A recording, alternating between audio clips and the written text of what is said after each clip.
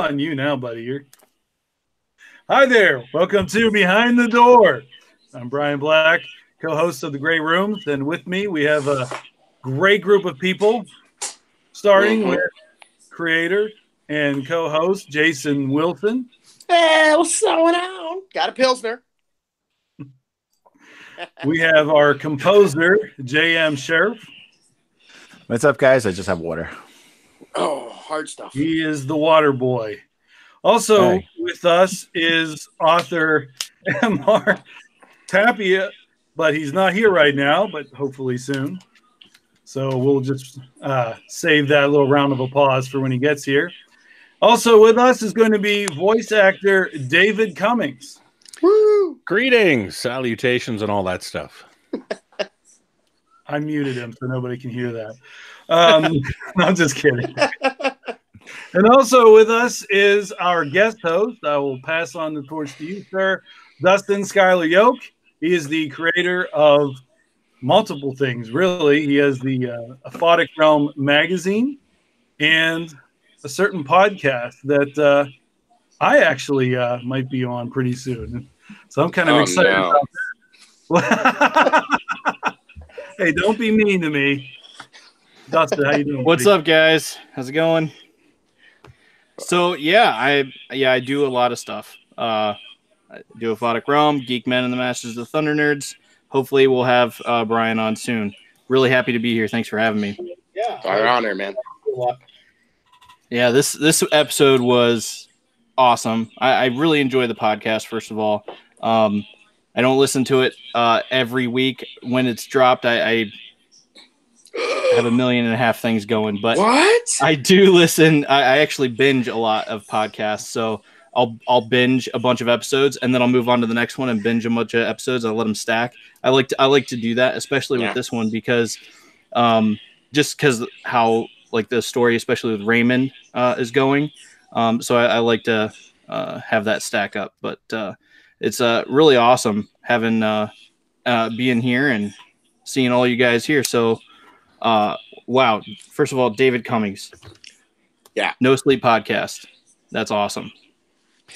Well, thank you. Thank you very much. It's I tell you, it's great to be able to be on other podcasts as well. We've been doing No Sleep for almost 8 years now, and I love the opportunity to see new scripts and play new characters, and this one was deeply dark and disturbing, and I loved it. It was great.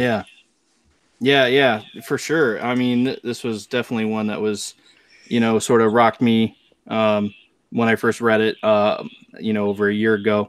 So I guess, how did you first get into, you were a musician first, and then you started up No Sleep. How did you just naturally jump into the voice acting with those duties, or what made you first jump into voice acting?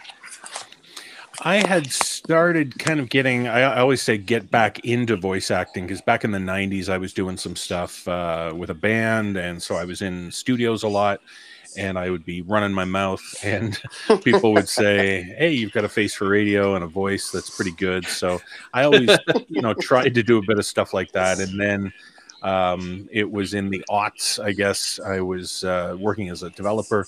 And I was looking for a bit of a hobby, so I thought I'd try to get back into doing some commercial voiceover stuff. And it was around that time when the idea was put forth to take this relatively new subreddit called No Sleep, where people were posting, scary stories and supposedly real scary stories. And the idea was put forth to make a podcast. And so I thought, well, if you're going to be narrating stories, that's voice acting, that's voiceover stuff. So threw my hat in the ring there, and the people who sort of came up with the idea, and a lot of people were saying, oh, I'll produce it and I'll engineer it and all this, and nobody was kind of taking the ball. So I took the sort of decided to get the first episode off the ground. So I narrated a story, someone else did another story, and I put out the first episode thinking someone else would take over after that. And nobody did.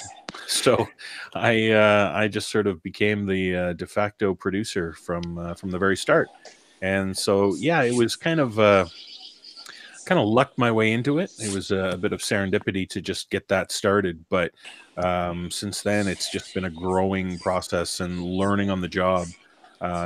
You know, you think about today, there's a lot of people who don't know what a podcast is today. You know, now go back 8 years and try to get a podcast off the ground when there's no manuals, there's no training, there's no way of learning how to do it. You just learn by doing. And so that's basically what I did. Nice. Yeah, well, I mean, you know, definitely No Sleep is one of those ones that's sort of impacted and sort of spun off and inspired like a bunch of other ones, to put it lightly. So, you know, awesome work there. Thank you. And awesome work on this episode. I guess we'll come back to this episode. I wanna first ask Jason, when you received the script from the story from Tapia, what went through your mind? I guess this also could be for Brian. What went through your mind when you first read it?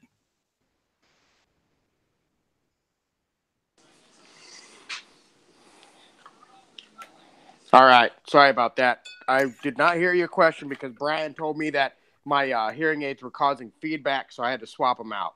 So please, one more time. I'm so sorry. Oh, yeah, no problem.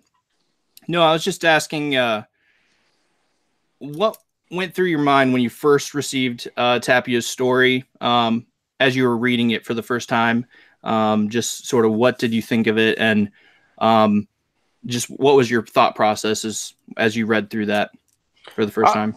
Well, I mean, to be honest with you, we had done a story in our preseason called Falling. And so it kind of scared me a little bit because I was like, oh gosh, here's another Falling story. But I really, after I found out, for one, that the story was based on something of reality, it was kind of neat.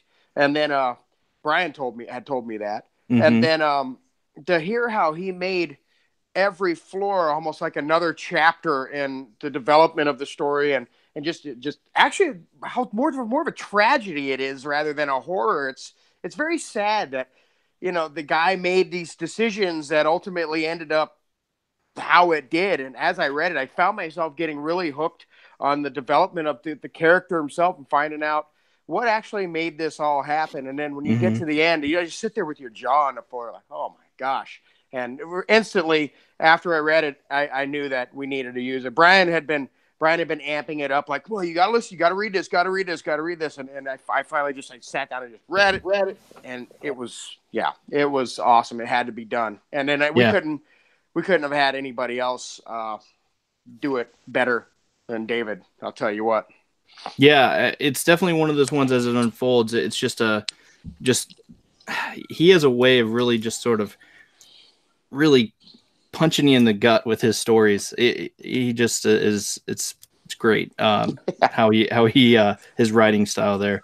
So that's what's that, Brian? Oh, I just wanted to say that it was kind of neat because, you know, some people are submitting us stories that they've already had and they kind of fit with what we were looking at.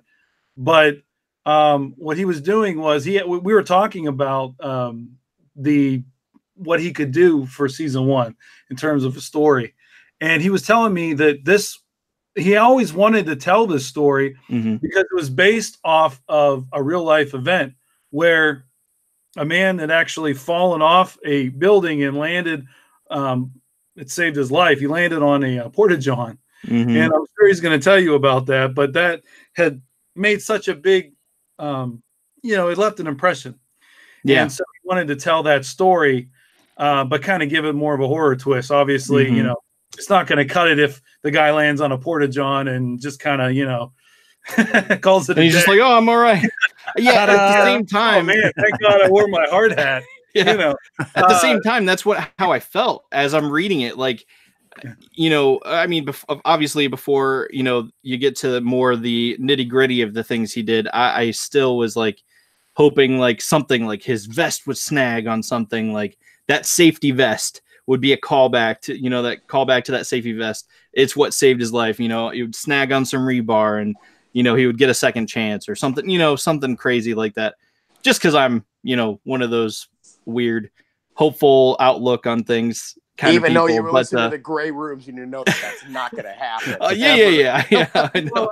Well, No, this is, to be fair, this is the first time I read it, a year ago before it was on the Gray Rooms. I didn't know he was going to submit it to the Gray Rooms. And I was just reading it to proof the story for him, because we were in the same writing community and stuff like that. So we would share each other's stories and proof and stuff like that. So yeah, it was definitely that's what I was hoping for. But yeah, it was a great story. But so I guess coming back to you, David, how did you approach that? Like the emotion, obviously you have to consider, how did you portray that? How did you want to portray that? Obviously you did a fantastic job, but what were your thoughts as you read it, and how you needed to execute that to sell this performance? Right. I tend to be fairly method, so I found a building under construction, and I started. Well, no, not really. Basically, it was, as I read it, it was, really getting impacted by how dark it was, and I thought it's going to be tricky, because with a lot of stories of this nature that end in a very dark place, or certainly end in death or some sort of tragedy, you can't give everything away at the start. So even though we're meeting a man who is, completely bereft of any sort of hope in his life, and he knows his life now has to end. If I started the story like that, and even though he says he's drunk, he's high on coke and all that stuff, if I started portraying him in that completely dark, desperate place right at the start, then you're kind of tipping the story. And so my thought was to play him relatively kind of flat, just almost empty, not a lot of emotion in his voice, but to convey that in a way it is kind of matter of fact for him, at least at the start, as he's going up the floors, he's describing what he's seeing, and the drywall and the heaters and so on. And so you want to convey to the audience that maybe this is just a normal day for him, and without giving too much away. And so, my approach was to try to convey a little bit of that balance, where on one hand, he's this completely hopeless, my life's about to end kind of guy, but at the same time, you want to give him a sense of normalcy. And I really liked how in the story near the start, he describes this resort that's being built, and he kind of gives the sales pitch and the marketing of the resort. And I really like that, because it helps set up that kind of a little bit of cynicism there. But on one hand, he's talking about the hopefulness of what this resort could mean, and he talks about his coworkers arriving to work and all that kind of thing. And so there's this undertext of this new resort being built, and all these workers, and all the sense of accomplishment and what's going to happen in the future for them, while he knows his life is over. So I kind of dug that aspect of it, and so I guess that kind of, again, sort of flavored how I approached it. Yeah. Honestly, I'm a geek, so it reminded me. It reminded me of from the Batman the Animated Series, Mr. Freeze, in Heart of Ice, how his voice is just devoid of emotion, and he knows he's sort of lost everything, and he's just, the hardest thing is stepping to the edge, like that just the way you delivered that line sort of gave me goosebumps. I thought it was great. Yeah, but you mentioned the sales pitch, and that's something that I wanted to actually say. Awesome job, JM. There's every single part there comes a time in every episode where you just hit home on the episode with the music and the score. And I thought the sales pitch definitely delivered the way you sort of just unfolded that score. And it's just like, oh, here it is. And then there was one particular part that in the cell block episode. And it's just like, oh man, I start getting goosebumps, and hairs raising on my arms, and it's just like, oh man, that's awesome. So every episode you always manage to deliver at some point, but like blow me away. I shouldn't say that. You deliver every episode. Don't get me wrong. But at some point you like blow me away with like, oh, there it was. There it was right there. That was awesome. So that was definitely one point for me that I thought was particularly great. So Thanks. I really appreciate it. so what do you, I know like you oftentimes are given these episodes and with crazy deadlines and stuff like that. So what do you do? Do you just have all this stuff in your back pocket, or are you just that much of a genius that you just whip it out? Oh yeah, no big deal. I'm going to say he's a genius. I'm just going to right out and tell this man's a machine. I hate that genius talk, but no, you know, yeah, sometimes I get an episode and I have a month, and sometimes I get an episode and I have 7 days. And like the next episode coming out. But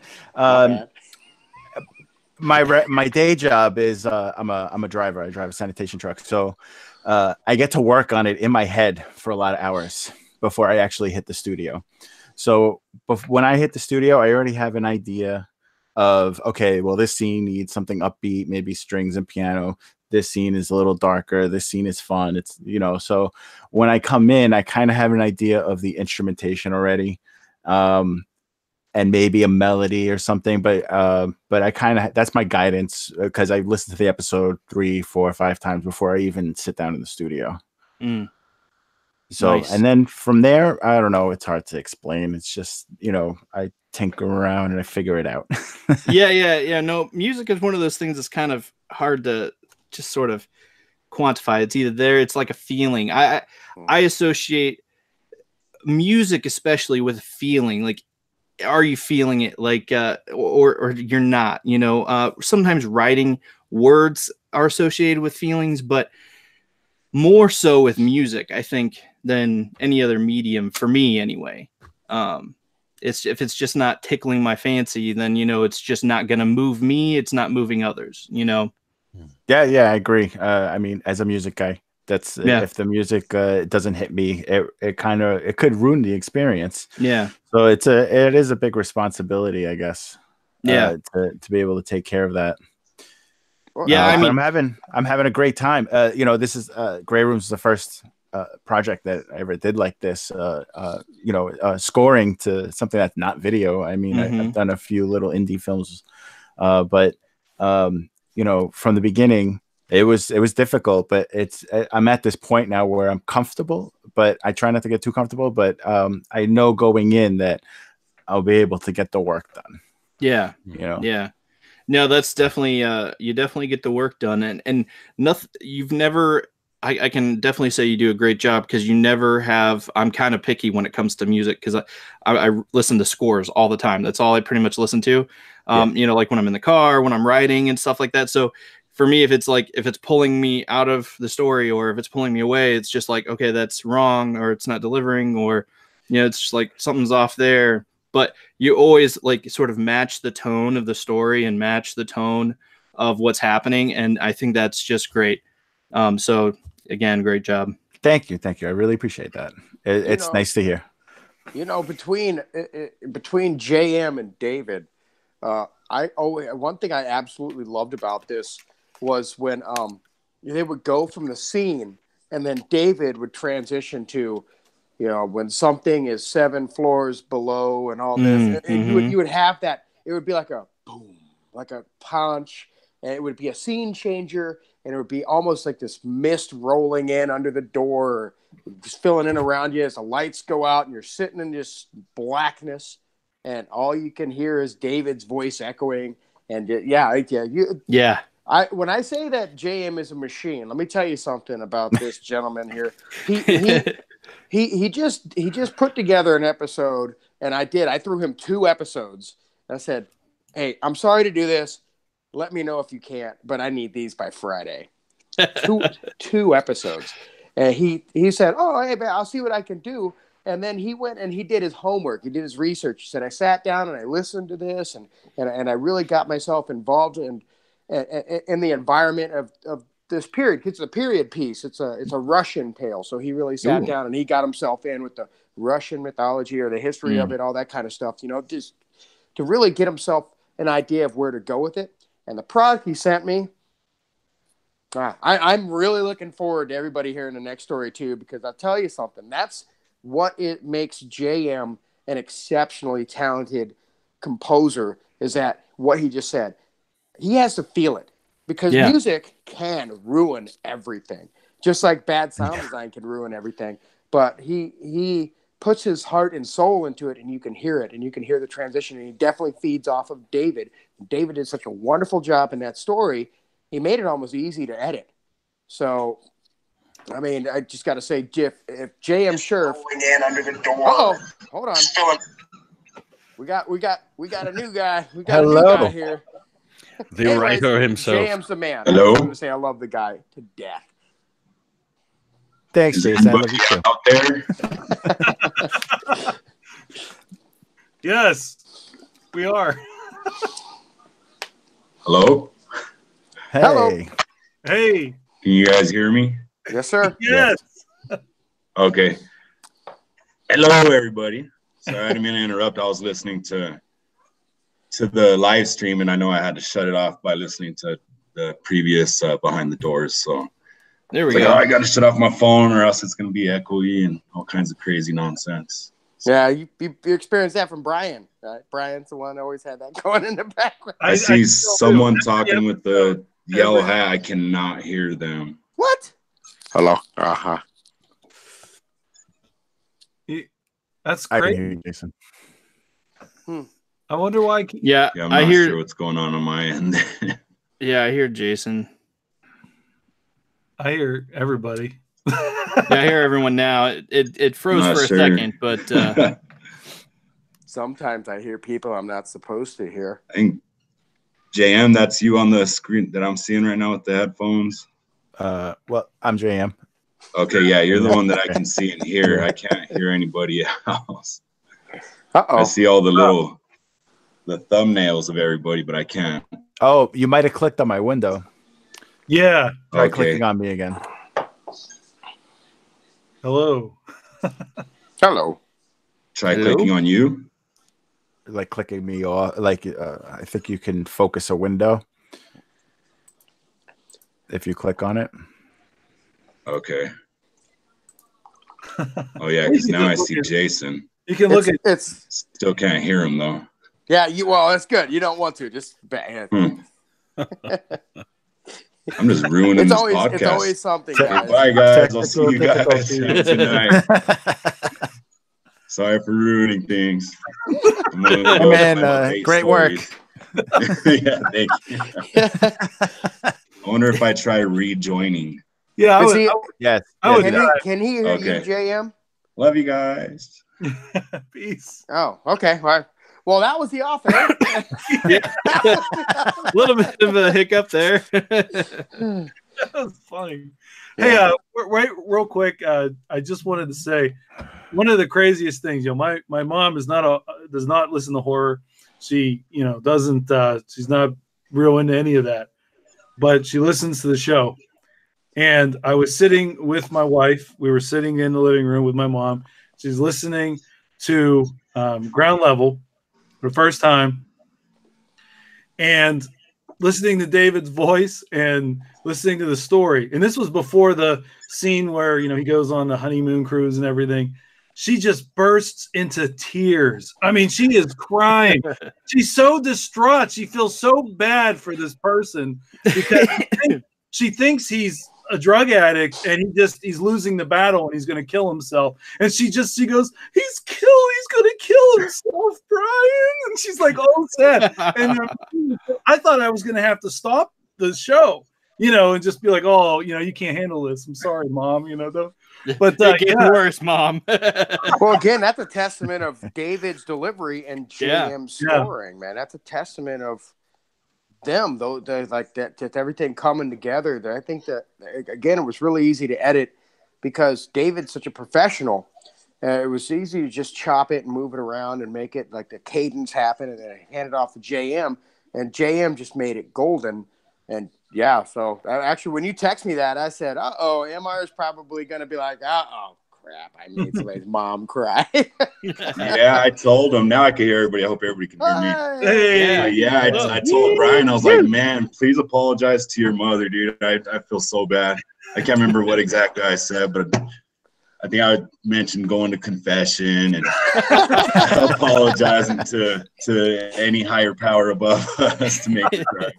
no, it's fine. I mean, you know what? After you got to the end of it, she didn't care. She's like, good, he's there, you know. Yeah, he kind of sucked by the end of the story.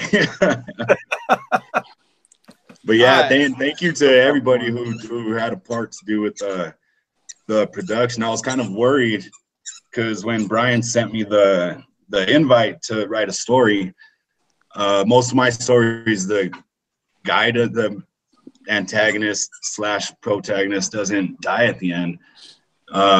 That way it just kind of leaves it open for the reader. I was like, man, I gotta kill somebody. It's like, shit. So but I had that story in mind because of the whole background of the inspiration. But so yeah, I hadn't heard anything besides, I think, falling, and that was after I submitted, if I'm correct. And after that, I started getting worried. I was like, man, my style is a little different to be actually, you know, performed and produced to the level that you guys do. And I was, up until I heard it, until Jason sent me the link for it, I was worried. I was like, man, this might be the weakest story of the entire season. And I felt bad, but man, you guys knocked it out of the park. So I just want to say I appreciate you guys, David, Jam, Jason, Brian, everybody. So wow, it's a great story. Thank you guys. Yeah, so, thank you. It was a great story. It was like the most maybe like real story I think that we've had this season. It's like it's not supernatural. There's no craziness going on. It's something that you might hear in the news, right? So I think that's why it hits so hard, and just the way it was written and the way that David voiced it. It was it really takes you. It's more of a personal story, right? And Deo, you did amazing with the way I heard his voice the entire time. It's, he's getting leading up to jumping at the beginning, and then he does make the leap. And so the way I always heard his voice was just, kind of deadpan, emotionless, like at a loss of having lost everything. Right. In a very shitty way. I don't know. I forget if I'm supposed to not cuss on here, so I apologize. We put a little E on there, and it's fine, Okay. I mean, I'll get it later, and I'll put like little squeaks and honk over top of it. So don't even worry about it. Some old clown horns. Honk. I should have worn my parental advisory T-shirt. And apparently, with the asterisk that says any mothers listening, I apologize, and I'm so sorry. Well, yeah, my mom does listen to this, so. I'm sorry, Brian. Mom. I don't know your name, but I apologize. I'm glad you didn't feel so bad at the very end, though. So. See, my goal in life is to make mothers cry, so I did great. Another mom cried. Check. Another hash mark on the wall. All right. About 7 more. I mean, how many trees going to be laying on the ground? I'm chopping away at it one time. But that is a testament, I think. I mean, how many horror stories really make the person cry at the end? Because when you think of horror, you think, "Oh man, that made me feel unclean," or "Oh, that made me feel this or that." This situation, you do. I mean, I think most people generally don't want a guy like this just to take the jump. I mean, he's not a good person, but at the same time, you understand the events, you see how it all progressed, and it was all kind of a big, huge accident. So that's why I called it a tragedy, man. I felt it more of a tragedy than a horror. Mm-hmm. Yeah, my son, definitely tragedy. I let my son listen to it. He's going on 14, and he kept getting more excited because the way I tried writing it was in between each floor, the ground levels rising up that much faster. So every story, every narrative in between floors, I tried making them shorter. That way it just kept moving faster and faster with the actual fall. And he kept getting excited. So it made me feel confident as well. And then at the end, he's like, man, but why did he kill himself? And I felt bad. And I had him envision. I was like, well, just imagine going through all this, you know, she's pregnant, you accidentally kill her, and then your wife over here, and you're just freaking out and you're done. What's going to happen if you stay alive? And then anxiety and everything takes over. You never know. Some people just the guy was obviously not in his right mind. He was on drugs, you know, and he was definitely desperate, and he just killed the 2 women in his life. I mean, yeah, when push comes to shove, the dominoes fell. It was a great story, man. I absolutely, not only did I love reading it, but eventually I'm going to tell you guys how it was when I found out that David was narrating it. And so when I got to hear it and then to actually put the sound to it and then hand it off to JM, because, you know, when I produce something, I usually space everything out.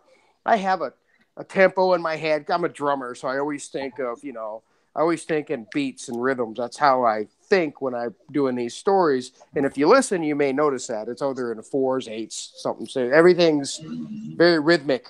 And so when I cut it down and I get it done, I send it over to JM, and all it is just sound effects and David, and that's it. And then I get it back from JM. So all in all, from the beginning to end, your story was phenomenal. You did a great job. And don't hesitate to drop some more in the box, man. Yeah. That's some really good writing, man. Thank you. I appreciate it. Drop them from 8 floors up. Sorry. Puns. Yeah, I was hoping to submit for season 2, but at the moment, you know, life's very chaotic. And one of the main things that's going on is I'm getting married in 4 months. Hey, and I'm one of the biggest. Thank you. And I'm one of the biggest procrastinators in the world. So this whole weekend, especially today, we've been going balls to the wall. My fiance actually volunteered to do the grocery shopping on her own, so I could do you guys for a while. So, but yeah, it's been chaotic, and I'm hoping to get something written for season 3 once those submissions open. But I'm excited to listen to season 2. This season has been fun. The Raymond subplot and all the stories that have been submitted and given out to the world. It's been amazing. It's been fun to watch it progress, and I can't wait to see where you guys go with this. Well, thank you, man. We're hoping to one day be able to. My ultimate goal is to be able to one day shake David's hand. And I hear he's a whiskey/bourbon fan, as am I. So hopefully one day I'll be able to thank the man who inspired me to even take the leap, so to speak, and become a podcaster, and thank him for everything in person, and then share a nice, good, stiff one with him. Nice, good, stiff drink. So that's my ultimate goal. Drink. I had to add that at the end. I was like, all right, man. You see Brian's eyes. He just he lit up. Brian was like, I got a week of stuff to talk about now, man. Oh, man, this is good. Yeah, that's my ultimate goal, though. So if there's anything that can come out of this, is just gotta meet Mr. Cummings one day. That's the big thing. So Dustin, move on. Next question. How did you feel when you found out that David was doing the episode? You know, honestly, it was kind of funny. It was around my birthday. I think Graham Rowett, who's been just, I love that man. I love Graham Rowett. Personally, he is just a great guy, and he has been just instrumental in the success that we have had in this podcast. And fellow Canadian. Yeah. Well, hey man, I love. You know what? Neighbors up north, love you guys so much. Don't worry. There's nothing but a big heart right here, and sometimes it bleeds a little maple. It is. And I put it on a pancake. But Graham kept texting me saying, hey, you know, I got it narrated, but it sounds terrible. I need you to listen. I need you to listen to this. a little bit beforehand, it was my birthday. September 28th was my birthday, and Graham knows how much that I actually admire and respect Mr. David Cummings. And, because again, he inspired me to do this. He inspired me to take a dream I had and then turn it into a podcast. And it's because of David that the Grey Rooms exists. And so Graham kept telling me, hey, listen to this story. And I was working on another one, and he contacted my wife, said, can you tell him to listen to this story? And I told Graham, said, yeah, I'll listen. And then 20 minutes later, he said, hey, have you listened yet? And then Graham, she said, no, he's still sitting there. And Graham said, God, you can take a horse to water, and I remember Chrissy came over and she said, Graham is blowing my phone up saying, you need to listen to this story. And I was like, all right, fine. I'll listen to this, because I was in the middle of working on stuff. And this is my first time doing this. So I've learned how to really, like JM said, I've gotten comfortable in the sense that I've learned how to kind of take my workload and make it flow better. Mm-hmm. But at that time, I was full on panic mode. I'm trying to get stuff done. I'm trying to make it not sound like crap. I'm trying to be able to shake David Cummings' hand one day, release a good high quality thing like that. And I said, fine, I'm going to listen to this. And I open up the sound file, and there's a video out there. I don't know who has it, but my wife was standing there with her phone, and she was video. Oh, you got it, Brian? Oh yeah. And forget, my wife was standing there with the phone, and I was sitting at my computer, and it's a very unflattering video, by the way. I need to go in there and Photoshop it out, put some abs on it or something. But I was sitting there, and I started listening, and it did not hit me right away. Like the first couple of seconds, I was listening to it, and I said, wow. The first thing I heard is, the tone is really good. It's like a baritone. It's got a nice, rich, very smooth. Is this David freaking Cummings? and I sat up in my chair, and I was like, Is this David Cummings? And I look at my wife, and I saw the phone, and I knew I had been had. I knew they got me. But it was the best birthday gift ever, because ultimately, it, as a podcaster in the horror genre, coming from a person who was heavily influenced by the Podfather, David Cummings, to have his voice in my podcast, you don't understand, guys. Like, that was the best thing ever. I was elated. I was excited. I was happy. I know the video doesn't always show that, but trust me, I talked about it for a minute, and I'm still stoked about it. Like, just to think that David Cummings' voice is in my podcast. Yeah. Really? It's like, seriously? I was hoping you would cry. That's what we all hoped. We all hope that. I know Chrissy was too. She was like, oh man, I hope he's crying. He just kind of had that mellow, like, that's David Cummings. That's David Cummings. I was like, seriously? I don't cry, guys. I'm not much of a cry kind. It's usually allergies. I'm envisioning Ben Stiller in what is it, Starsky and Hutch? Like, I don't cry, I work out. I'm not crying. I'm not crying. You're crying. You're crying. No, but ultimately, man, seriously, it was a great story, and the fact that I had the opportunity to listen to an icon read it, and knowing that Graham helped put that together, it meant the world to me. So this story has a very personal attachment to me, like I guess to my soul. I guess because again, David Cummings is in the Grey Rooms. Yeah, David Cummings. Seriously.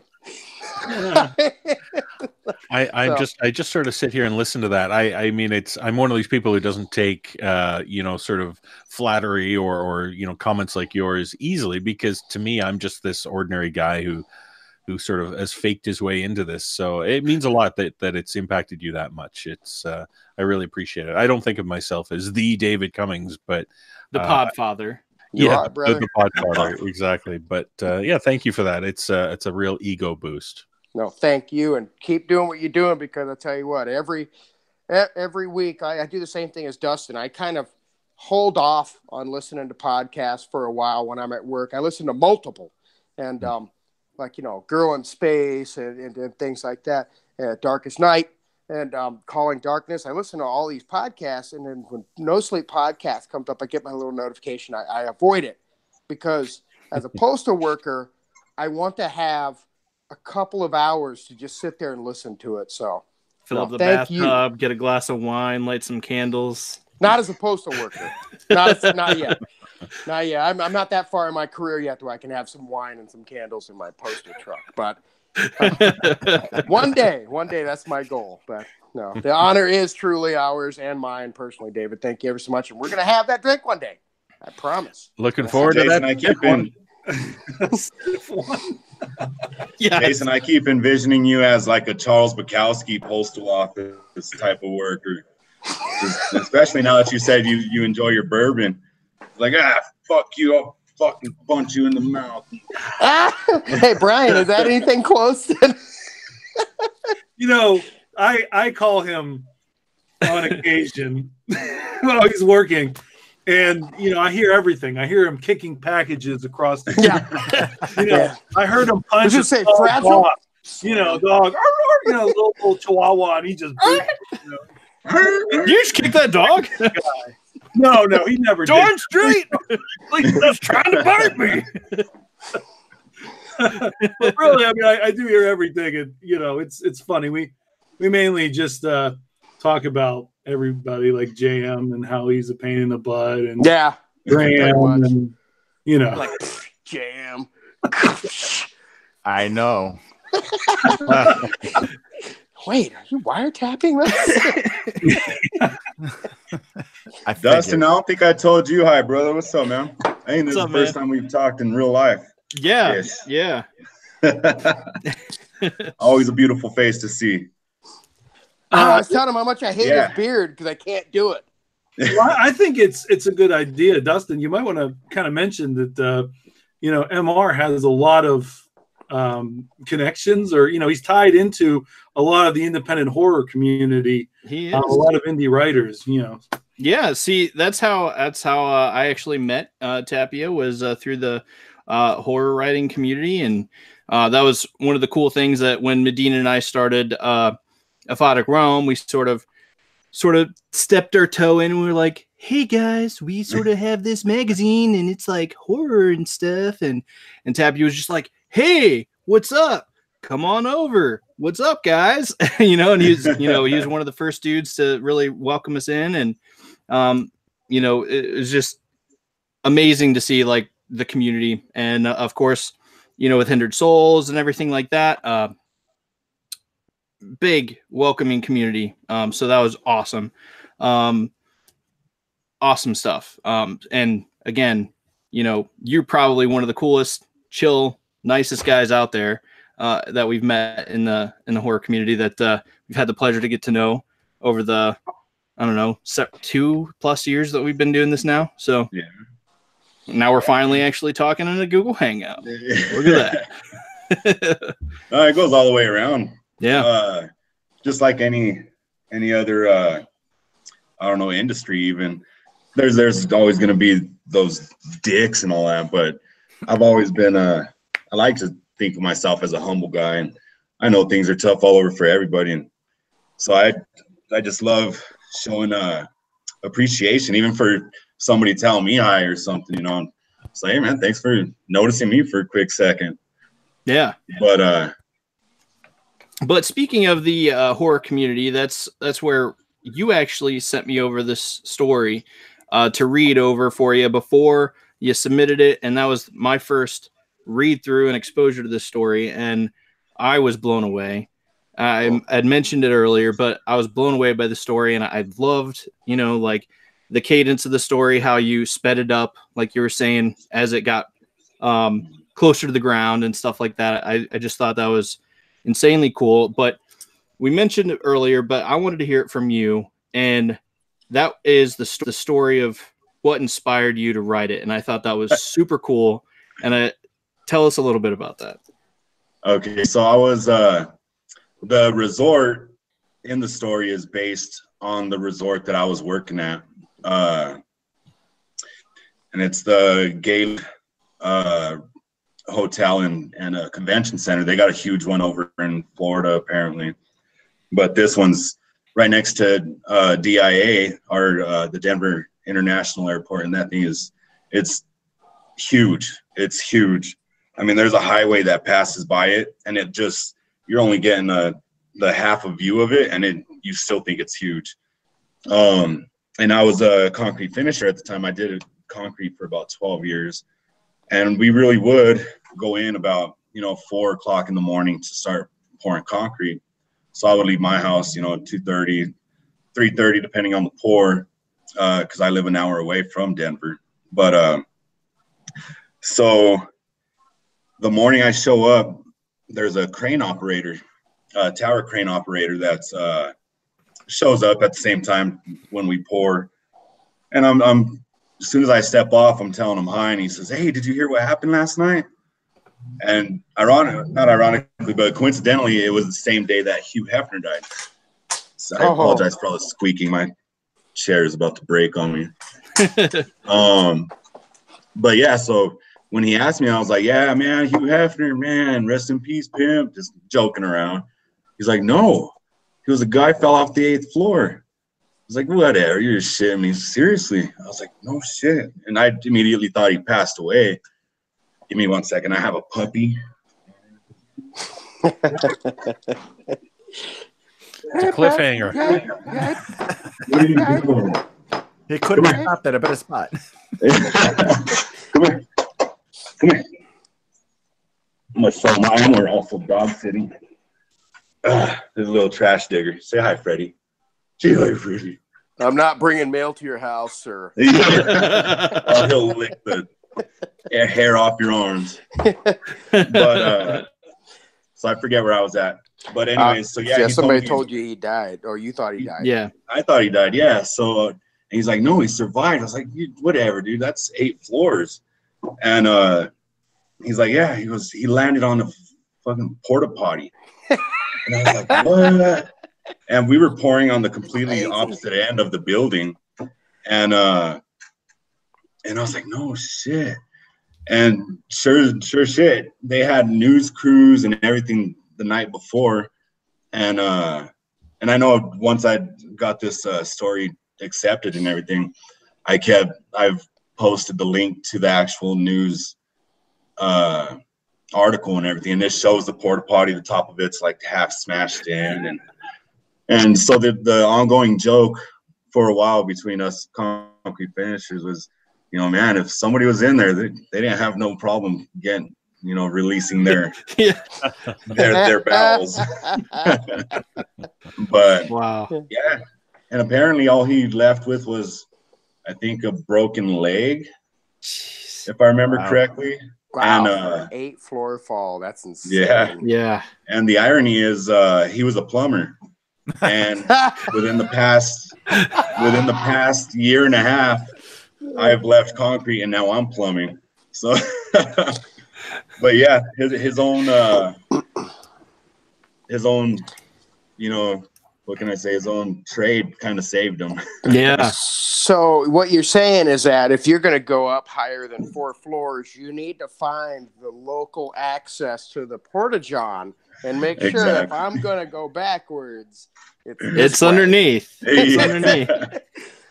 That's awesome. Wow. There were a lot of conspiracy theories behind of what really happened, though, because he was on a floor where all they had were, guard cables on the side running from the post, the columns, and outside of the cables, the safety cables, is about a foot, maybe foot and a half worth of concrete and leading edge. After that, there's nothing because the safety cable is the last resort. And so they were trying to figure out how he fell off and everything. And there are so many conspiracy theories. But yeah, I think it was the day after I learned of it, I was like, man, there's a story in there somewhere. Yeah. And I had a bunch of notes in my iPod, in my phone. And so when Brian reached out to me and I was like, shit, how am I going to kill someone? I was like, there it is. I know exactly where I'm going to head. That's definitely a way to kill someone. Yeah. Oh man, just no porta potty underneath to save him. Yeah. Oh man, that is something else. Or was there? It kind of just cuts off. Yeah, it does. Oh, you cheated us. He didn't die, did he? Leaves it Season open. 3, ground level. He's The like, actual I ground. drank that Red Bull before I jumped. Whoa! Yeah, I'll admit, man. I said this earlier, but I was hoping that his safety vest that you mentioned would be a callback, and it would snag on something, and that would save him. But then of course it's now obviously the gray rooms, and he's gonna apparently die. So Yeah.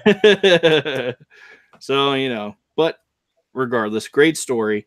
Thank you. Loved the pacing. You always have a way of just sticking your hands in the guts of people and just noodling them around, and so all your stories do that. So it's just really, this one especially was fantastic. So thank you.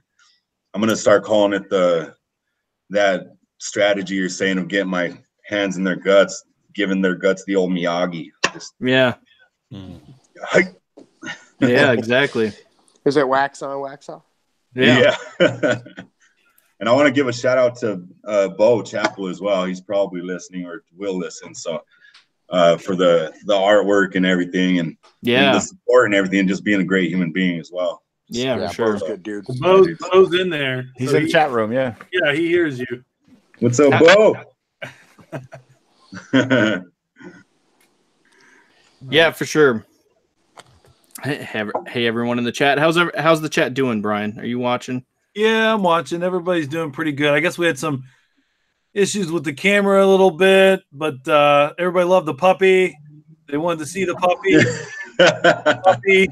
And Bo's awesome.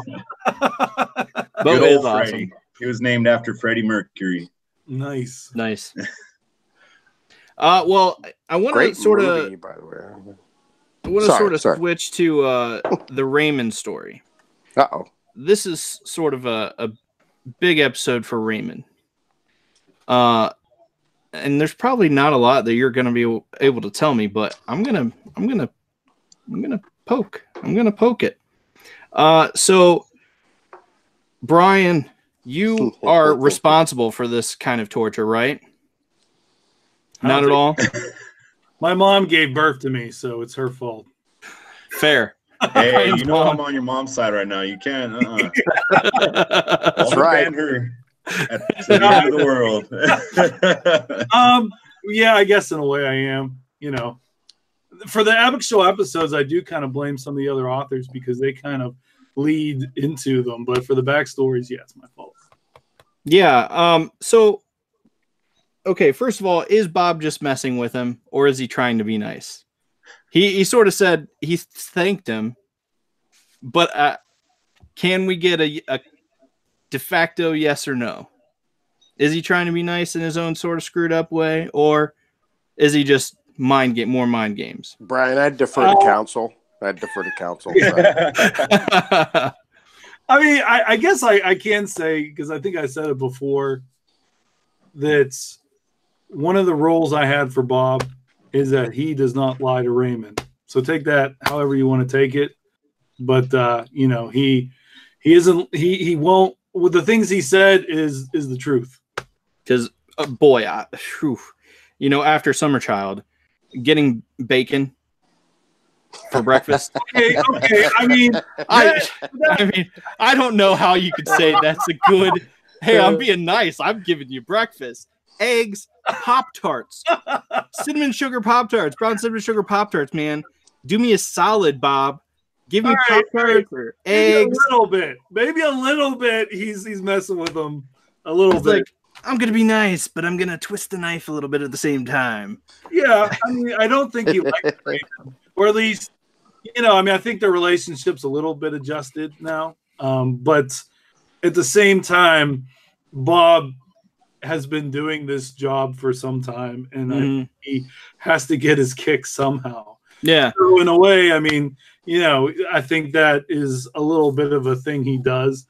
But I also think that, I mean, did you kind of get maybe an idea that Bob's maybe out of touch with reality a little bit or something? I don't know. I mean, he seems to kind of not get certain things. Yeah. Well, I mean, definitely it sort of seemed like you said they're sort of settling into this relationship of sorts, for better or worse. Because before it was like choose a door, choose a door, choose a door, choose a door, choose a door. But now it's just like, yes, it was your wife, or I think this. He's getting more. He's pulling more responses out of him. So I think that was one thing that was pretty crazy, was that he said that the voice was choosing or causing him to choose the wrong door, or trying to influence him to choose the wrong door. The singing. Yeah. Yeah, the singing. The singing. So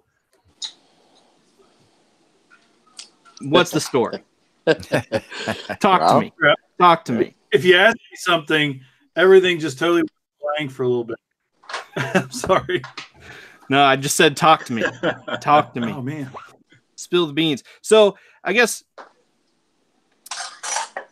now the way I heard it, I've listened to it a couple times now.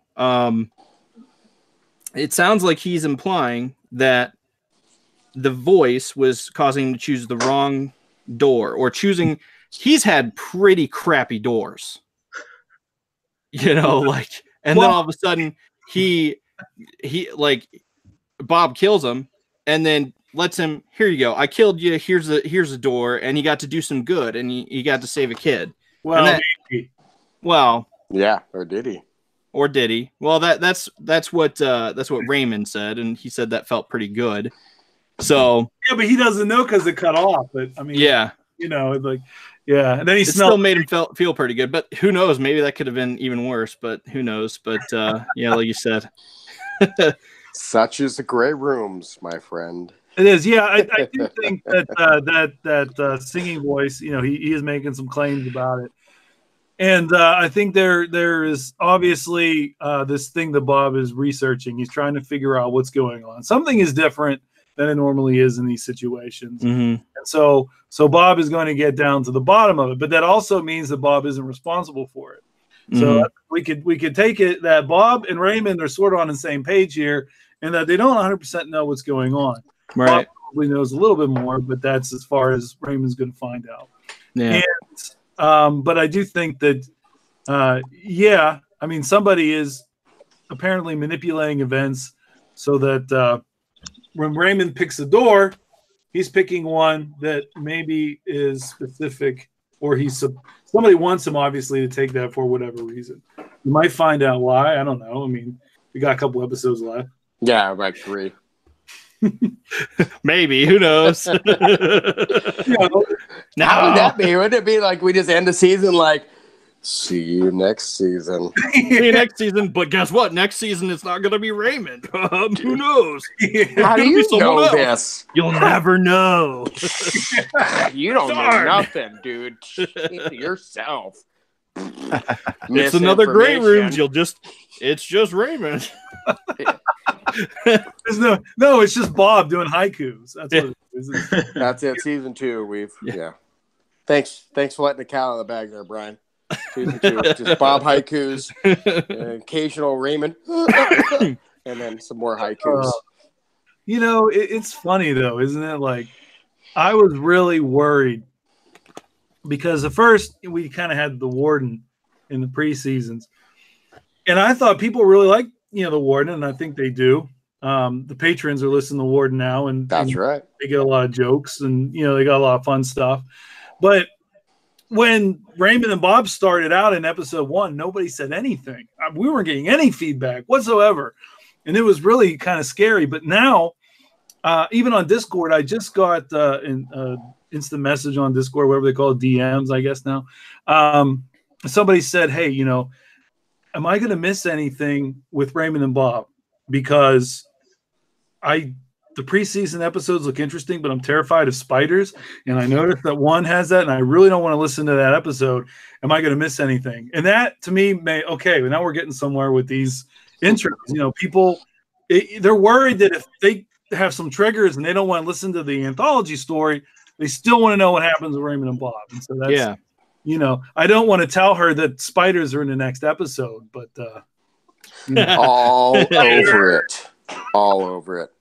Well, I mean, even at the very least, you can listen to the beginning and then proceed. So that's the good part about it. So Yeah, that's a nice. Even if you're not listening to the, I think we are starting to pick up some of the, because when you have things like all of these podcasts that take short stories and turn them into a production, you're getting a part of the people that listen to podcasts, but then there's the other part of people who listen to podcasts that are into the audio dramas and like the serials that are continuing from episode to episode. And so we can kind of manipulate our way into getting both of those crowds because we have a little bit of everything for people. So it's kind of, I'm kind of starting to see that people might say, well, this, I don't want to hear about somebody eating their mother, like a child. I mean, spoiler alert if you haven't already listened to that story. Oh, come on. a fork in it, Jason. Another spoiler alert again if you haven't listened to that story. I'm just a terrible person today. I'm going to ruin everything. I'm not going to talk. And another spoiler alert. It's a spoiler alert. You don't even have to talk to him to find out he's already a terrible person. Oh man. I think it would be interesting. I was just kind of thinking about this as the seasons go. Like I already had Graham Rowett in one of the episodes, and I think it would be kind of funny if in the gray rooms our actual people exist somewhere somehow, and so like every now and then you'd see JM kind of pop in and just be like have something horrible happen to him, and as he's making a song or something. That's not nice. I'm in. Yeah, that'd be fun. I mean, I think it would be interesting. Easter eggs are always fun. Yeah, that's always awesome. And I actually liked the game show part. I thought that was really funny. The game show was very fun. I absolutely enjoyed that too. I'll tell you what, I enjoyed that. Yeah, it was fun to do. It was fun to listen to everybody on the game show element. I'm sorry, my favorite character in that was Michael LaBeef. Just because he was just such a douche. I just loved it. Don't they call him that at one point? Like Michael the douche? Yeah, Michael the douche. Yeah, Warden does, I believe. I think the Warden calls him Michael the douche. Yeah. After he kills him with the grenade. No, he killed the nice guy with the grenade. Again, spoiler alert. I'm sorry. Well, that was the thing. Like when I watched that movie True Grit, I never one of the characters' name is LaBeef. And that just stuck with me all these years. I was like, man, what a weird name. Just it doesn't look like LaBeef. It's has that I guess it's French spelling, right? And so it has that kind of looks totally different. But yeah, I loved it. And I was like, you know what? I'm writing this. I'm putting LaBeef in because it just sounds like some muscular, roided up. By the way, Mr. Cummings, if you have not heard that episode. If you were to scroll through our stuff, it's our mid-season extravaganza. It's a double feature, and we have. I don't know if you heard that or not, but yeah. Okay. Well, you're a man. I love you. Yeah, I listened to that one especially. That was a great one. I like I love that game show stuff. Graham. All right. Yeah. Oh man, that's awesome. So. I guess is there any? Okay, so we learned with Raymond. I'm gonna beat this dead horse some more. So Raymond, we got to see a little bit more of his home life, the memories or maybe memories. We don't know because that's what you keep throwing us here. Depressed. His job sucks. Drinking. His wife, talking to him like that. And of course he's not, I just sort of felt bad for him a little bit, because it's just like, that would suck. I've been there. And it's just like, I know that kind of depression where you don't want to get up or do anything. And it's just like, that sucked. Yeah. But, and that's where I think it's key. And I think that, I thought that was really well written there. It's key when you're depressed and you're spiraling like that to where you don't want to do anything. You're the kind of depressed where you just sit and you go to work, you come home, you sit, or if you're out of work, you just sit and then turn to, substance abuse, alcohol, drugs, or something like that. If you don't have someone that supports you, and all they do is, like what Lucy was doing at the end of, or towards the end of that little segment there, where all she's doing is she isn't like being real supportive. I know that's a slippery slope because, again, he wasn't really contributing either, and she's pregnant and stressed and all that kind of stuff. And pregnancy has all kinds of emotions. So I'm not trying to like point fingers here. Don't get me wrong, ladies out there. I've been through 2 pregnancies with my wonderful wife. And so I totally understand the frustration, but at the same time, if you don't recognize that and that kind of depression and get help, or see the depression in your partner and get help, that's where it can spiral and get out of control, like what it started to sound like was happening. So I thought that was really well written and sort of felt like it could actually happen and wasn't like fictitious or over the top or, fake. If I may say, that's kind of Brian's MO, though. He's a very talented author, and grabbing onto like real life scenarios and just kind of just inflating them or really pointing out like goods or bads. That one thing about this Raymond story, again with Brian's exceptional writing, it has been an up down like roller coaster. And that just goes to show you just how talented of an author Brian is. So it actually is nice to see that the Raymond stories are getting lots of love because he puts a lot of time into this. Mm-hmm. He really seriously thinks about how he can engage Raymond to the audience. Because honestly, when I first came to him with the idea and I said, look, I got this Raymond guy. This is just some schmuck who's going to walk through a door and die. And then he's going to wake up, walk through a door and die. And Brian's like, that kind of sucks. And then he decided, I'm going to elaborate on this. And I just kind of gave him the reins and he went with it. And because he's such a talented author, he was able to bring out these emotions from people, which now we see that people are connecting with these stories, like you just said there. So, well, it's funny hats off to Brian. You said just some schmuck, going through all this. But Brian does do a great job at invoking these emotions, because I know I can't remember exactly right now, but there's been times when I'm like, God, dude, you're just kind of like a fucking schmuck, like little cocky little bastard. Yeah. And then there's other times like, oh man, Raymond, I feel so bad, dude. Well, Bob's kind of, and especially now that it's getting further into the story with the pregnancy and everything, there's a lot more attachment to Raymond now. Yeah.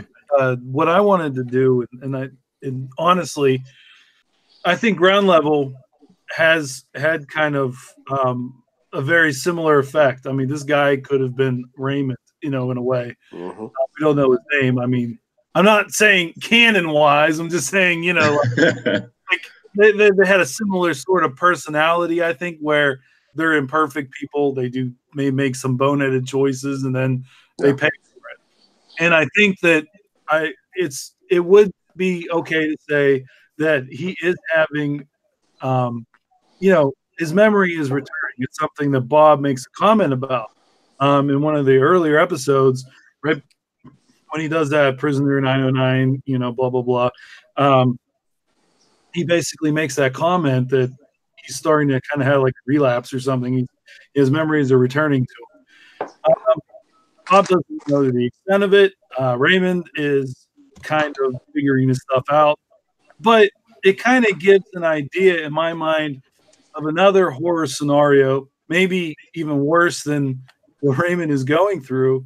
But what if you completely forgot everything, all your memories, and you're starting to kind of, live a life, and then all of a sudden your memories start flooding back to you, and you realize maybe you're not such a good person. Right. Maybe you aren't such a good person. Are you still this person? because now you have a chance to start over, right? I mean, we are altogether a collection of our past decisions and our background and the things that have affected us and been implanted in us and what we learned and things. So if you remove all those and you're a clean slate like Raymond is right now, is he at fault for what he's done? What is happening? So it's kind of like, that's why he asks Bob, am I a piece of shit? Yeah. Because he doesn't remember. He doesn't know.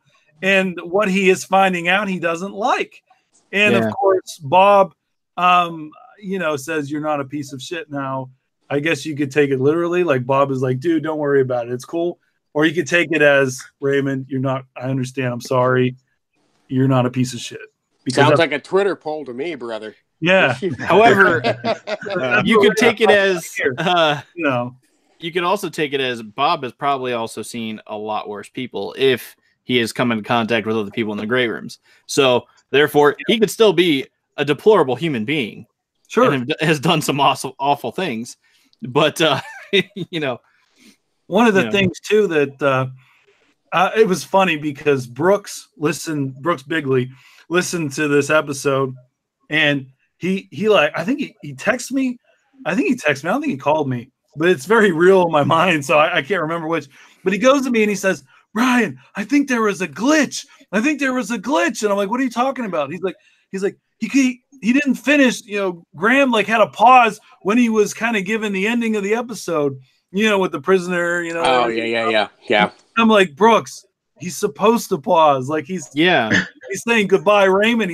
I'm not going to say he's like choked up, but there's something there that made him take a pause and feel moved by the fact that Raymond apologized to him. Yeah. See, I took it as Bob might have been like a little bromancy right there. Like, yeah. Hey, man, sorry, but Raymond. No, Raymond. Sorry, bro. Here's my jersey. I sort of took that as he was he was sort of moved by the apology and the fact that it's just like, hey, I know you mean well. It may be messed up, but I think you mean well. And I thought, oh, he's sort of choked up or something. That's how I sort of took it, which I thought was interesting for, because I don't know, we don't know a whole lot about Bob other than he has said that he doesn't enjoy what he does, but he's just there to do a job and he has to choose a door and make sure he chooses a door, but that he also has to follow protocol. So, it's very interesting. Well, even Brian said there, it's like, it's the back and forth. Is Raymond a bad person? Maybe he was. Is he changing? Is he a different guy? If you were to think about yourself, if you are Raymond and you had the opportunity to be retrospective or take into perspective the things that you have done, would you make different choices? Are you that same person? Are you going to be a different person tomorrow? I mean, that's the whole what's it called, the butterfly effect kind of thing there. You're kind of feeling it, what's going on, what's happening. But I really enjoy it. Brian's doing a great job. This is actually the Stepford Wives in reverse. I never saw it. I have no idea what you're talking about. So sorry. All right. Well, you got to watch the Stepford Wives, the original one, not the remake, Matthew Broderick. So could you kind of connect it with the Golden Girls? No. Oh. Well, damn. Basically, in the very end, Raymond and Bob are going to share a stiff one together, and they're going to be. Well, that wouldn't be Bob. Sorry, Mr. Cummings. I apologize that you had to deal with Brian's antics. I'm getting jealous over here.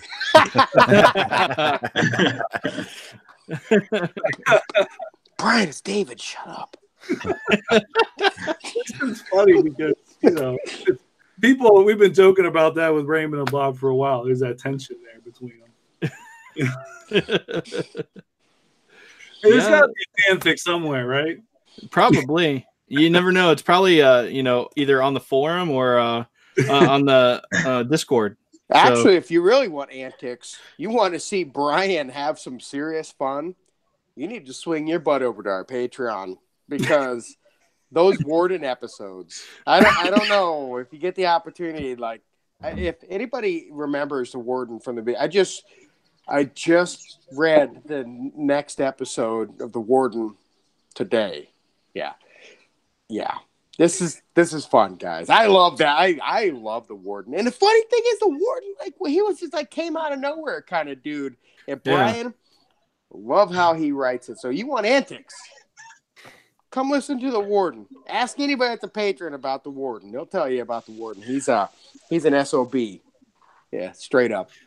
And he don't care about nothing. Very twisted. But I like it because I like to. I've been using him to kind of make parodies of things. You obviously had the parody of turn the light on. We had a parody of Frankenstein, and we had a parody of I think in Stephen King's nonfiction book Dance Macabre. There's he basically makes one of the chapters. He talks about one of the oldest campfire tales, one of the the earliest types of spooky stories, the most simplest horror story you could tell, and it's the tale of the Hook.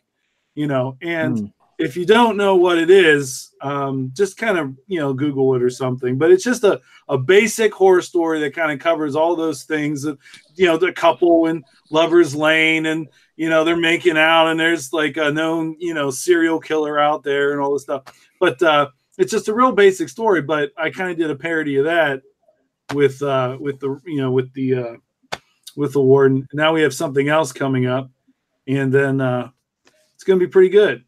I'm really excited to do all those, but the downside is I really want everybody to hear them. So hopefully we can get some more patrons in so they can listen to it. But I do think, and Jason, we have been talking about this. You can see me now. I didn't realize how dark it was. I'm sorry. Apologies. No, I thought you were going for the mood.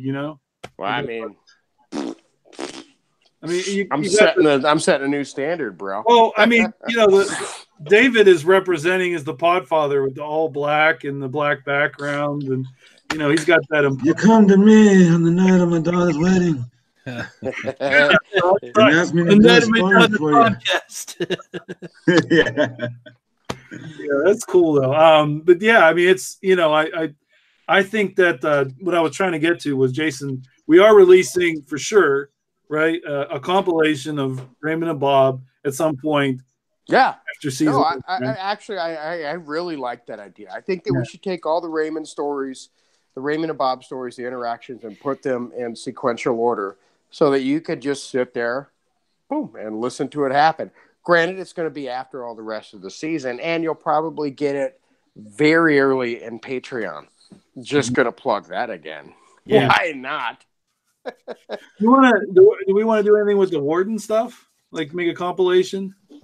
I think we just should continue to write this zany, ridiculously stupid stuff. It's awesome. I love the Warden. And the Warden is one of the funnest characters that I get to do, which it's so crazy like how all this works. The fact that I'm even talking to all of you is just still blows me away, because how this was going to be was going to get stock music. Going to sit around with sound effects. I was going to do everything. I was going to do Bob. I was going to do Raymond. I was going to read all the stories. And then I was probably going to jump 8 floors to my toilet doom. But the fact that everybody's here and rocking and rolling, it's amazing. I think we just continue to go with it, man. Let's just keep doing what we do. It is what it is. All right. Sounds good to me. Hey, I got a couple questions from the room here. Okay. And the first question's from Infrafan, Bo. Who's that? It's Bo Chappell, but when you try to say Infrafan, I can't try to say that 5 times fast. You're going to sound completely like you have a mouthful of marbles or something. Did you listen to the credits for this story? I was like, I edited so much of that out. It was probably like seriously 20 seconds of me trying to say. You should have just kept it, man. That would have been great. I would have. Next time, I'm just going to put his name in there, like, and 2 Morse code. There you go. Just so, the question we have is love you, Bo. By the way, is for you, Jason. Oh God, and it's also for David. Oh, the question is, where do you go to perform these dark, tragic scenes? Good question. Well, Is I this live like in I live in a rural togetherness, like you Nebraska, so I guys are usually go. bringing them together? Dark scenes, Hold on. Well, I think stiff one. Well, I mean, I live in rural Nebraska, so I usually just go down to the local Triple H down here, and I Go watch. Big Red, by the way. Well, yeah, thank you, brother. And I watch a couple of rodeos, maybe eat some some corn, and yeah, drink some wheat beer, and then that's pretty much it. Yeah, I live in rural Nebraska. What more do you need? so that's where you record the dark scenes? Yes. That's how he gets in the mindset. Yes. He lives in and then Nebraska. I use my He's Audio angry. Technica AT2020, and I jump into my highly sophisticated, extremely expensive moving blanket sound booth, and then I record them. Can I tell mommy something? Well, I don't live in Nebraska, so I can't tap into that rich source of angst and and darkness. Yeah, I mean, if you're talking technically, I mean, I have a little sound recording area, but I think what you're really asking is, how do you get in the mood for a story like that?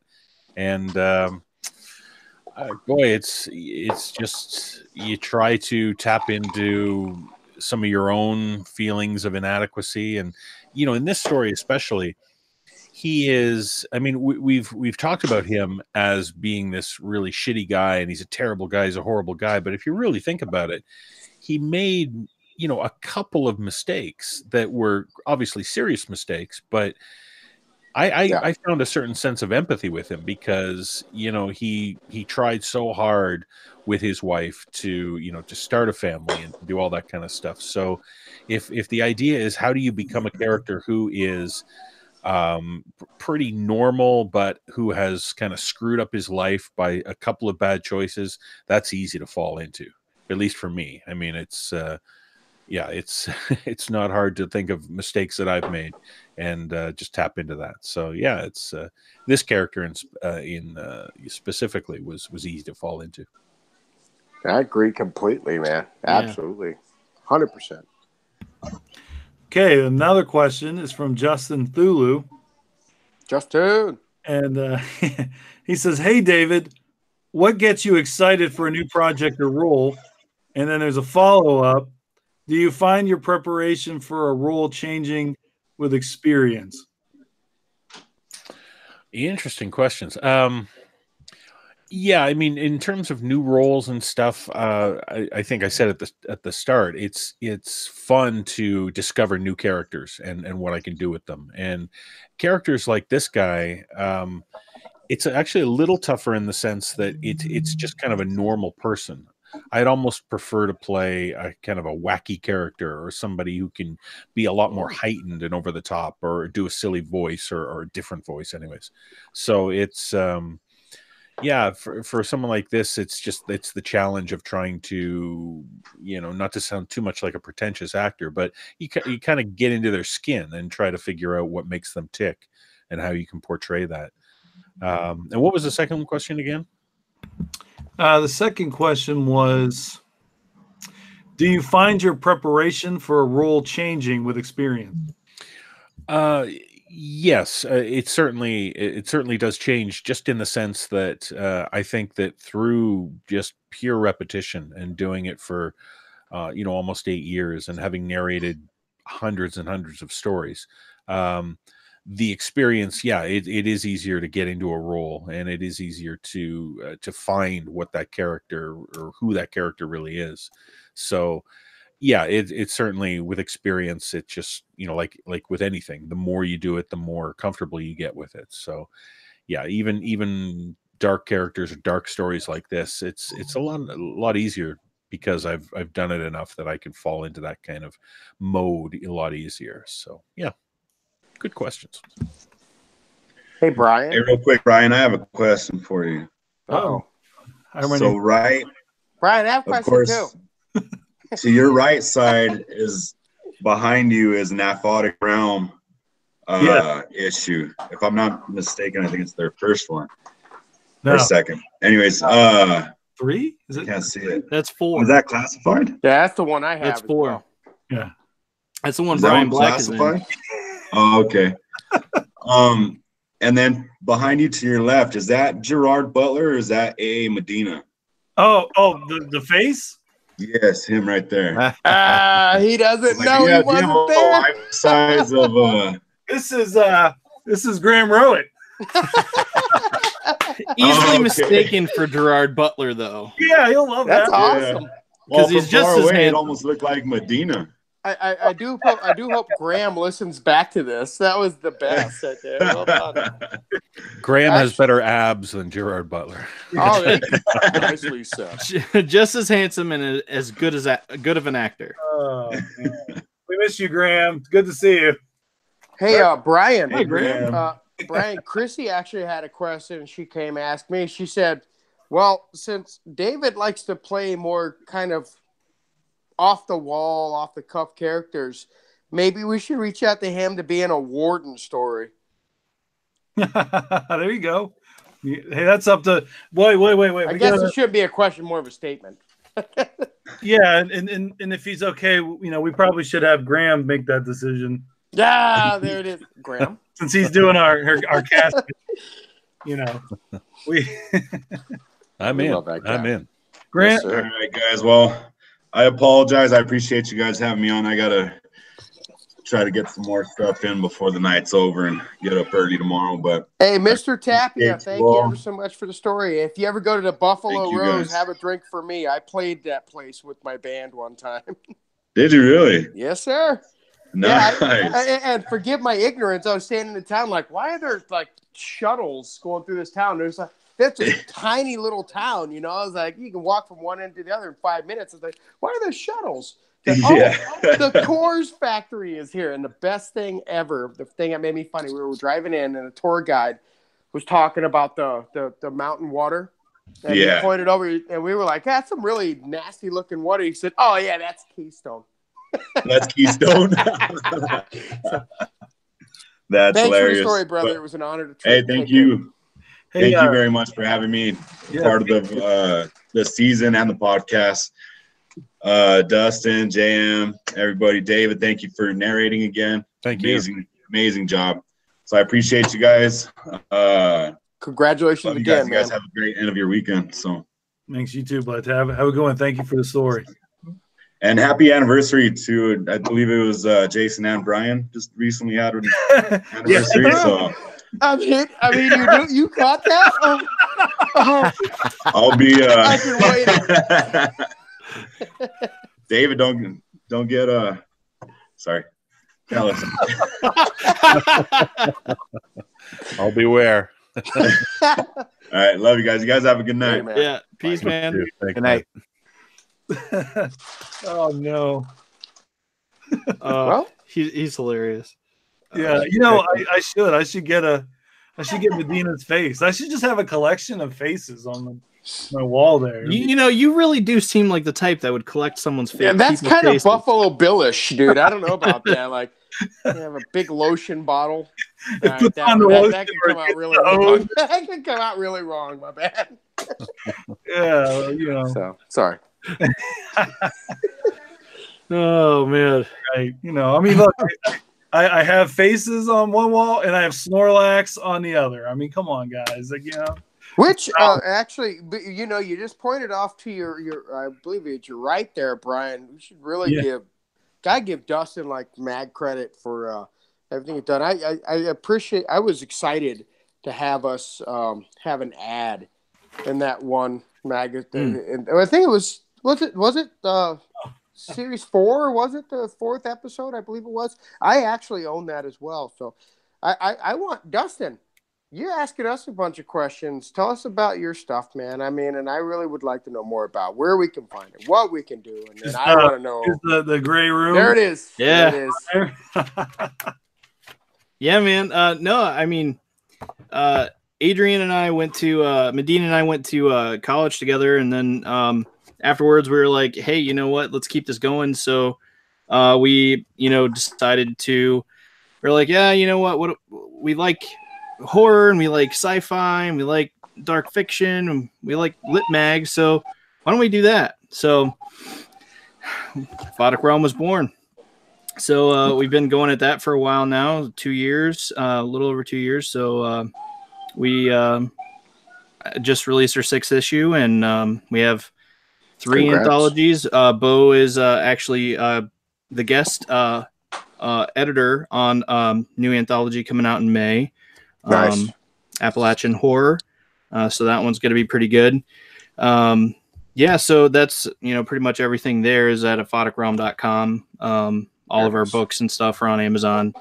And then, with our podcast, it's all the Geek-Men, the Masters. I also do with Bo. And that's on Podbean and iTunes and pretty much everywhere else. We basically wanted to talk about geek stuff, but we didn't want to put there's so much negativity in the world and everything's just like, oh, that sucked or this sucked or that sucked. And we were tired of that. And, I was tired of that. So much of it is just everywhere on the internet. So, our motto is it's the podcast that talks about all the things you love without all the hate. So, that's what the podcast is. We've just crossed 20 episodes. We're on our 21st episode or something like that. So 2nd season is about to wrap up here in the next couple episodes. So excellent. Yeah. Good stuff. I had absolutely, forgive my ignorance. I didn't know you had a podcast. So now I'm going to be a follower. So there you go. And we wrap up our first season in 3 episodes. Yeah. Which I wanted to actually ask you guys. You only have 3 episodes left of this season. Well, and then I do have one story, which, by the way, if I may, I'm sorry, I truly don't. I'm not trying to interrupt. If you are a first-time author, you have never written anything before, this is your very first piece, and you would like to have it produced, send it to the Gray Rooms, and make sure you put in that title, first-time author, because after the very last story, we do have the final patron story. But the 2 weeks after the very last story, I am going to release a first-time author, first write story, fully produced. And I Nice. want to give authors the opportunity to release your first thing. If you have just released this and you think maybe it's good or you want somebody to hear it and you have a little confidence in it, shoot it our way. Let us produce it. So seriously. So awesome. Sorry. No. That's awesome that you say that. It's good to have more places out there. Like that was our motivation for Aphotic Realm. Like so many places are like, hey, you have to have credits under your belt before we'll accept anything, or they just give you a form rejection and you don't get any real feedback. So that was our motivation with Aphotic Realm. Like we welcome first-time writers. We try to give them detailed feedback when we do have to reject, or we try to work a little bit more with them on stuff. Be like, okay, here's some suggestions if you want to revise and resubmit, stuff like that. So it's good that you guys are doing that. That's awesome. It'll give someone a mad props and somewhere to point to their work that they've done. So that's great that you're doing that. Yeah, why not? I'm a first-time podcaster. Yeah. The fact that I'm sitting here again talking to all of you exceptionally talented people, and David Cummings, J.M. Scherf, you, Dustin, Brian, I mean everybody, MR, he's gone. I'm a first-time podcaster, so you all took a chance on me. So damn straight, I'm going to take a chance on somebody else. Yeah. Everyone has to start somewhere. The other, brother. It's one hand washes the other. We're a family. We're a friend. We're a community, and that's what it's about. Yep, exactly. So that's awesome to hear. So you got 3 more episodes. You got the new fresh author, never published author episode. So 4 total. 4 main. Yep. Plus, how many episodes have you guys done for the Warden on Patreon? There's 2 more. So right now we're sitting at 4. But actually, I'm glad you brought that up because 2 things. One, this week, if you're a patron, you're about ready to get the mother load. You get Behind the Door on Friday, and then that night you get the next story, which is Certain Man. I believe that's right. Yeah, Brian? Did I get that right? Yeah. Certain Man. I don't know. I'm looking. I pulled the dang name. Is Brian in the room with you? This is my little board right here. This is my board. This is my organization. It's terrible. And it's like I pulled the name down already. This is where I put the names when I pull them down. I put them right there. But yeah, Certain Man is the by Kelly Evans is the next story, and you will get that a week early as a patron. And yep. So they have Behind the Door. They have that. Plus, I am trying this week. It's going to. I just started a new series just for patrons called Bane, and what that is, that's more of like a creepypasta kind of a deal. And it's they will release the first episode of that this week. So yeah, that's what we have there, and we have one more bonus episode after that. So that's what we got. A lot of stuff coming up. This week, if you're a patron, you're going to get punched in the face. Just scaring your ears with audio. Yes, sir. Awesome. So I guess so lots of stuff coming up there. How are the submissions going for season 2? Great. Have you been through all of those already? Yeah, he's all. No. No, I'm about halfway through the stories.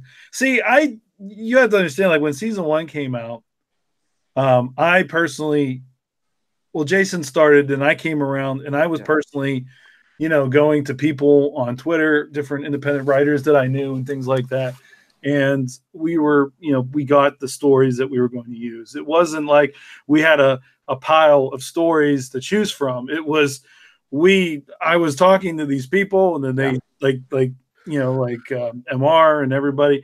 And they were like, oh yeah, I'll write you something. And then they wrote us something. And fortunately everybody's story was great and became what we were using. So it worked out really well, but we were under, we didn't have a lot of time to start working on this really. So it kind of, we were under the gun there and everything worked out.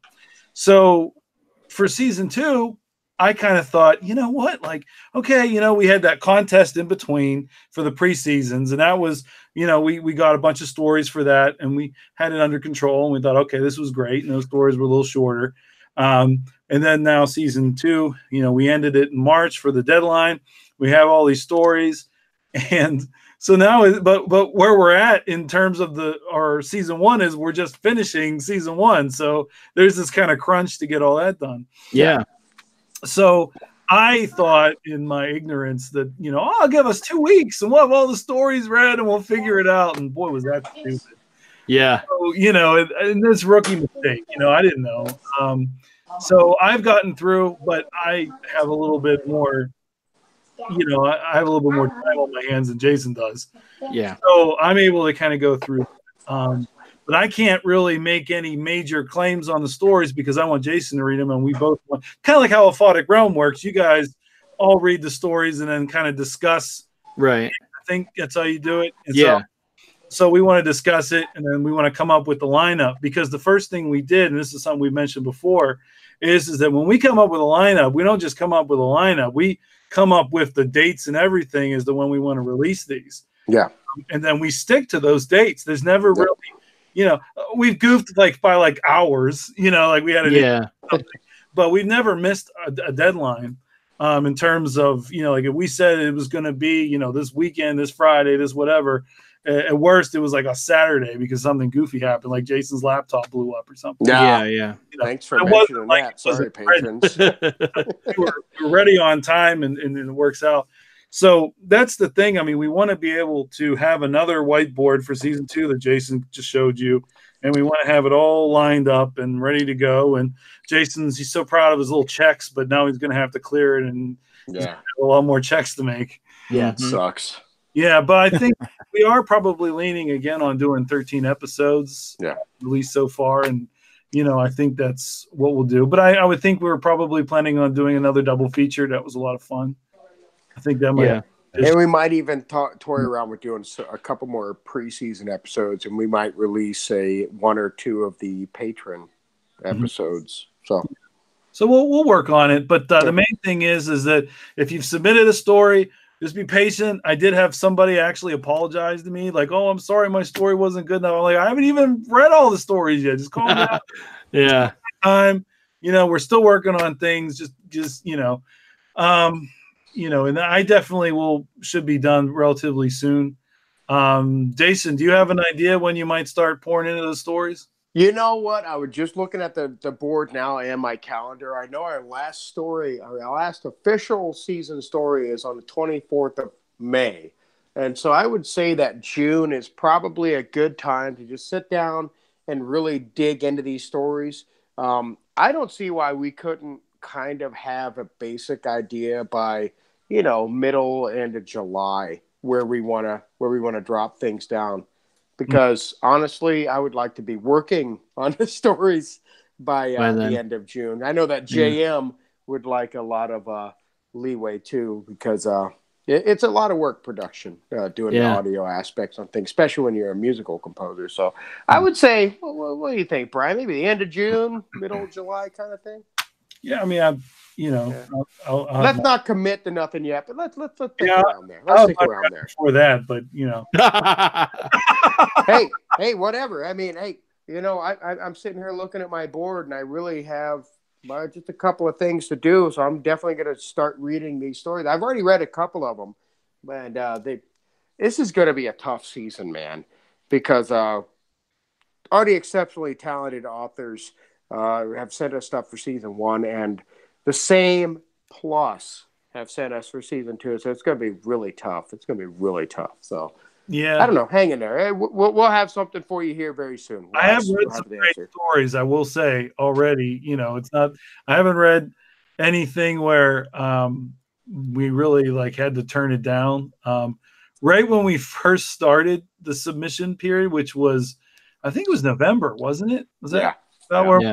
Yeah. So we started in November, and I remember this one guy sent us a YouTube video as a submission. And I said, well, in our guidelines, I kind of reiterated the fact that, you have to send us like a Word document or something. And he's like, oh, no. He's like, I'm telling you, I already recorded the story. You're going to love it. I know when you want to produce it, you're going to want me to be in it. It's going to be great. You're going to love the story. I was like, what? So I sent it to Jason, and he listened to it, and I didn't listen to it. That was the best part. I was like, sucker. But, he listened to it, and it was, it was, but I said to the guy, I said, well, look, I'm sorry. If you want to write a story, I'll definitely look at it, as a submission and whatever. And he's like, well, it's your loss. I'm sure David probably gets a lot of those, but that was the first for me. I was going to say, people who don't read submission guidelines, I've never heard of that before. Yeah. I can't even imagine what you guys have to go through over there. I can't. Yeah, we've got a great editorial team who wade through those piles and piles of stories. So it's I'm grateful for them because they've got great eyes for picking out great stories. And but it would be overwhelming to try to deal with that just as one person. Mm-hmm. Yeah, it definitely was interesting. But I mean, we'd also had another story where the F-bomb was used like probably every 5 words. Like it was like a Quentin Tarantino dialogue, but like the entire story was just that, it was just, it was crazy. I think it was about an STD from space or something. Like, I don't know. It was crazy, but it was. Oh, that's a Gemma Amore story, undoubtedly. Well, you know what? I had to pass on it because the guy lives in the end. Well, sorry. Go ahead, Jason. Oh, again, I wanted to take the absolute moment. Again, I was just listening to David, and he's talking about the editorial staff and everything. It's breathtaking, again, to know that David started with just the basic idea. Now he has an editorial staff, and to know that the Grey Room started with a bad dream I had like a decade or more ago, and now we have like Brian, and we have Graham, and Brooks is helping us, and Brooks is also helping with Calling Darkness, and this is so fun, and it's just surreal and amazing. It's just a pinch me moment every time I get to hang out with all of you, and we all hope and pray to be able to stand in the shadow of somebody like Mr. Cummings. But thank you all. This is great. The look at this board and know we only have 3 left to go. Damn it! This is wonderful. So. Yeah, I don't know. I had to outpour there for a split second because I just had a little bit of a moment. It was like, whoa, holy For a crap. guy who doesn't cry, you sure get nostalgic, or not nostalgic, but you get really sensitive, Well, I mean, truth be told, again, present company, it's it's a humbling and just a powerful feeling to know like where you started and to see where you are now, and just to see the work and to know that, oh, a dream that I had just randomly now it's like we're however many episodes in and we have only this many to go, and we have people talking about it in forums and fans and listeners and Patreon members, and it's just like I can't even believe that it's last just like, one. yeah, and it's just like and you guys were ranked on sci-fi.com. I forget what the ranking, but you were in the top 10 of whatever they were listing, and number 6 of 7, I believe. Well, yeah, that was. I'm just gonna say that. We kind of.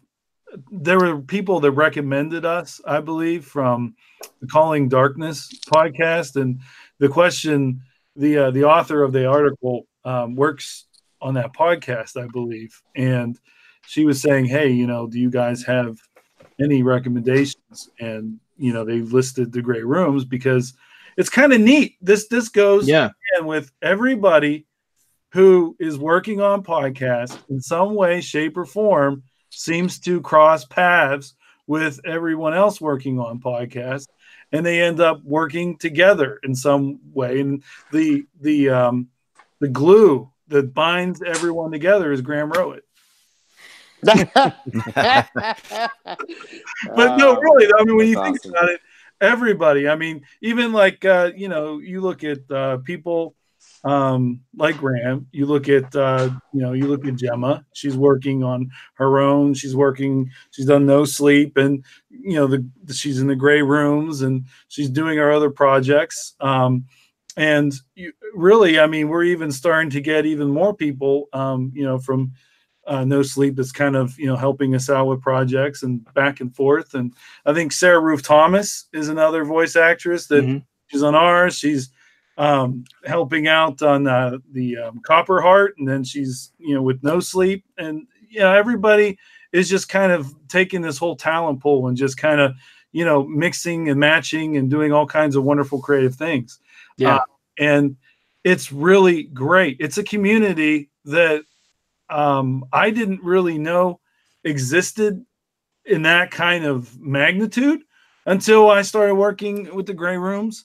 But it's fantastic. I mean, everybody knows everybody. That's why we really want to, we're hoping that, PodCon 3 happens, and it's going to be in Washington again. And hopefully we can, we'll be there and be able to meet all these people, because it feels like we've met a lot, but it would be great to put faces to the names that we've seen and that we've heard. Right. With that being said, it's like, again, it's absolutely wonderful to get to talk to. I mean, really, in what format can you sit there and talk to the person who influenced your decision? So, yeah, Brian nailed it. It is community. Absolutely wonderful thing. And we greatly appreciate everything you've done. And this episode was well written. Yeah. I think that because of David Cummings, well, not just iconic voice, but exceptional delivery, made it easy to produce. JM really hit the home run by tapping into the emotion, just really bringing everything to the forefront. I think that this episode was a lot of fun to talk about. It will always be a lot of fun to talk about, because it was just it was awesome. It was iconic in multiple levels, just for myself. Well, David included, and this was a big deal. This was a big deal, and it was an absolute pleasure always hang out and talk to all of you guys about this stuff. Seriously, it is. Yeah, and we have just to kind of set things up for next time. We have another big guest host who's going to be popping in. Who's that? I don't know. I don't want to talk about it yet. Yeah. Teaser. But That's a big tease. But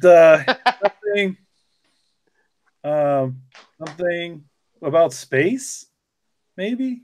Space. I have no idea what we're talking about.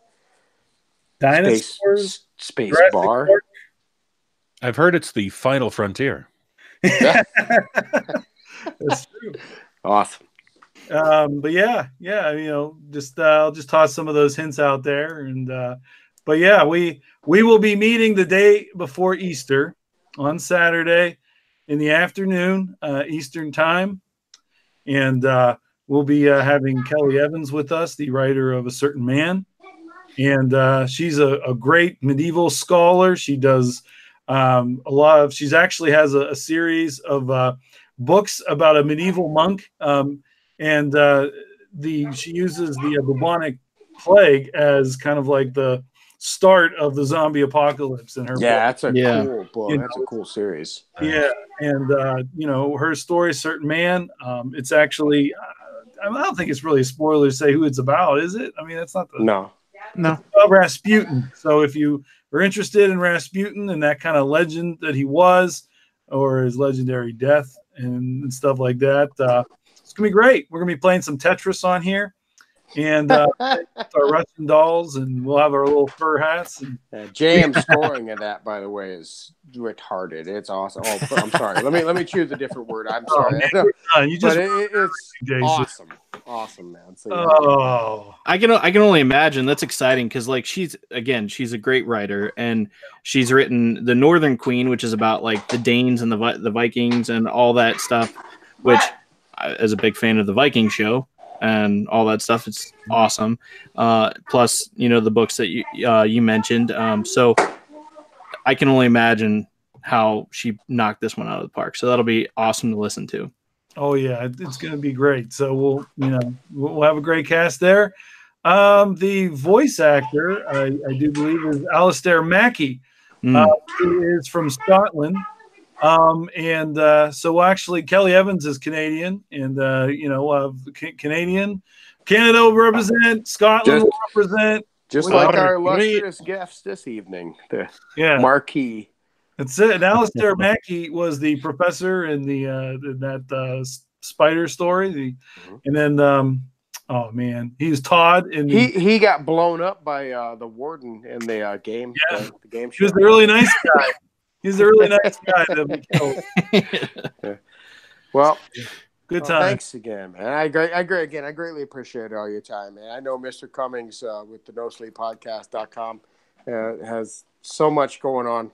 We greatly appreciate you not just taking the time to be a part of this episode, but for joining us. Seriously. My pleasure. Genuinely. It's been a lot of fun. Great to be a part of it. Yes, sir. And I will say just one other thing. You mentioned the walls behind me being black. No. This is gray. I'm in a gray room right now. Nice. I love it. You heard it from Mr. Cummings himself, guys. Gray rooms really did start with David Cummings. You see that? He's in a gray room. Evidence right there. Indeed.